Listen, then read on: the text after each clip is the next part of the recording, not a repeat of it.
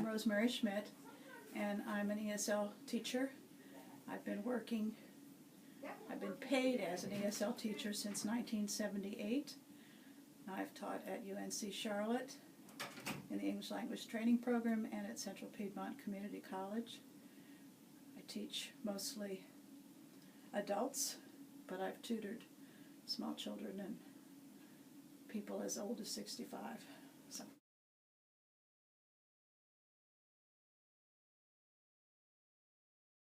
I teach all the levels and I teach all the skills, and I teach both practical English, survival English it's called, and I teach academic English, and I've taught English for special purposes, so I've taught engineering English and art English and computer design English and things like that. In LTI I've taught all the levels.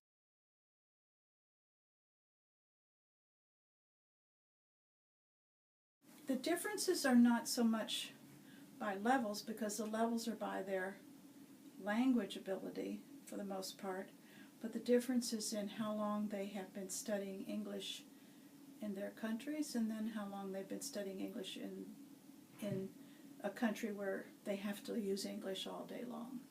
So that's a bigger difference that I see.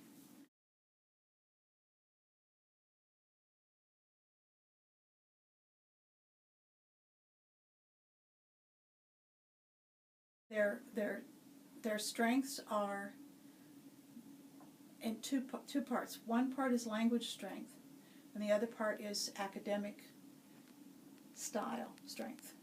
So the people who have their training in their country was focused on one skill, like speaking, then their communication, that's their sending out skill. So their communication in speaking will be very high, and their communication in writing will not be the same.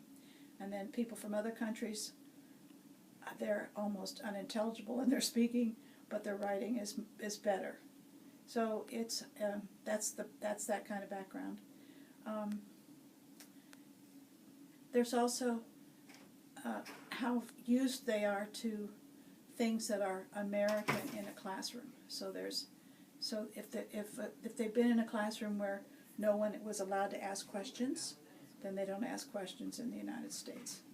If they've been in a classroom where everybody jumps around and asks questions and argues with the teacher, then they do that. And usually the trouble is when I have both of those people in the same classroom, because one is going, they're always talking, and the other is going, why don't they ever talk? So that kind of tension comes. Well, I had let's see if I make this a short story. But I had a lot of tension in a classroom one time, and it turned out that I had a student from a South American country, and I think it was Colombia. And in his country, he had an enormous classroom, and the teacher wasn't very strict, but you couldn't talk in the class. So for a Spanish speaker, that was not very fun. And then I had Japanese students, and they were used to being very quiet in the classroom and never answering questions, unless they were asking. If they were asked a question, they answered. I had students in the class from Korea who had been told never to answer unless they were sure their answer was correct. So they would always say, I don't know. And then I had a few people from the Middle East, different countries in the Middle East, and they were talkative and asked questions and enjoyed class in a different way.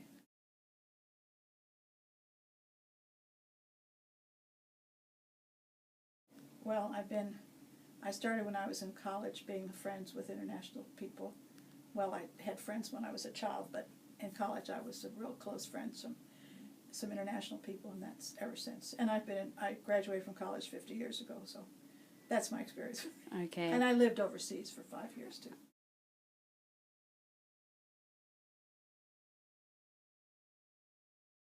I studied French in high school and college, and then I went to a military school called the Defense Language Institute, which is an Army language school, and studied French there. And then I lived in Germany for 5 years, and studied a little bit of German there, and I can spend money, and I can travel, and I can shop in German.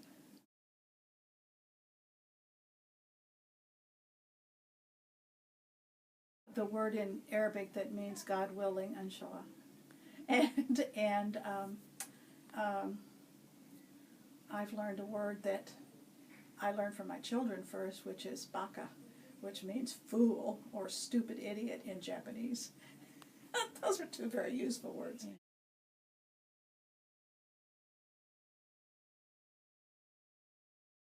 Well, the more opportunities you have to use the language, the easier it is to learn it.